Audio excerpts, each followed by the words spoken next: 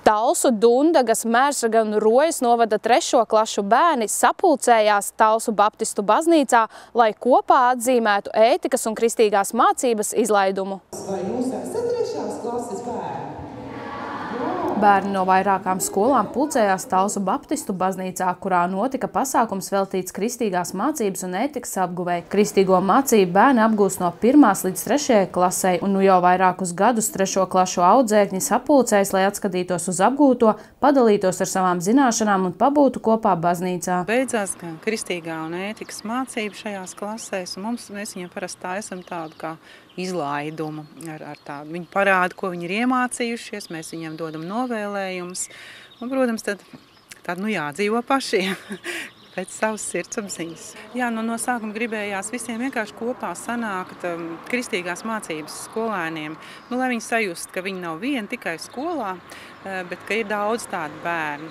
Bet jau mums novados šeit ir piepulcējušies arī ētikas bērni, kas nāk uz šo salidojumu. Tas ir visām 3. klasēm. Tā kā esam auguši. Jūs esat ieguvuši ļoti vērtīgu materiālu savai dzīvei un pārdomām. Jūs esat šajā agrajā bērnībā, pirmajos skolas gados varējuši mācīties par Dievu, kas ir lielākā gudrība un kas ir visas gudrības sākums, jo viņš ir radītājs.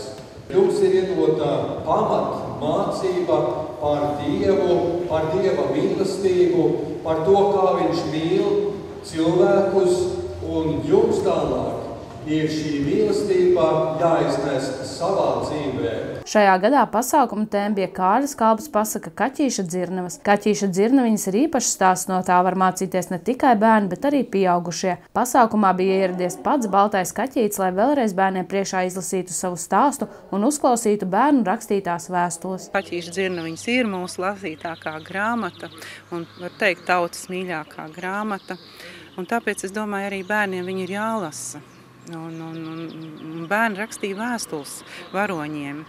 Un tas bija vesels konkurss, vēstuļu konkurss ar zīmējumiem. Es te varu kādu parādīt.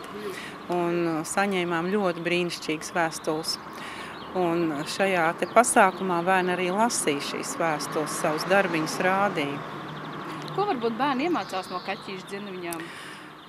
Es domāju, ka tas ir ļoti liels tāds līdzpārdzīvojums. Bērns iemācās just līdzi pirmkārt jau.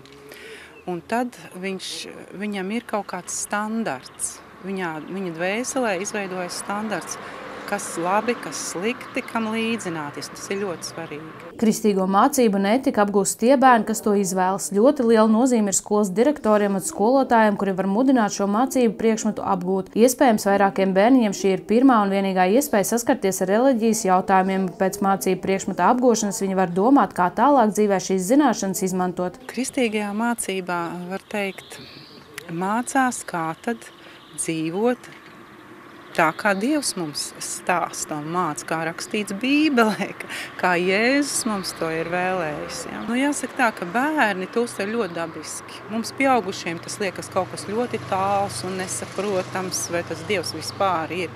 Bet bērni jau ir, var teikt, tikko no Dieva, ja? Un viņi ir ļoti tuvu tam visam. Viņiem nav nekādas problēmas šais jautājumos.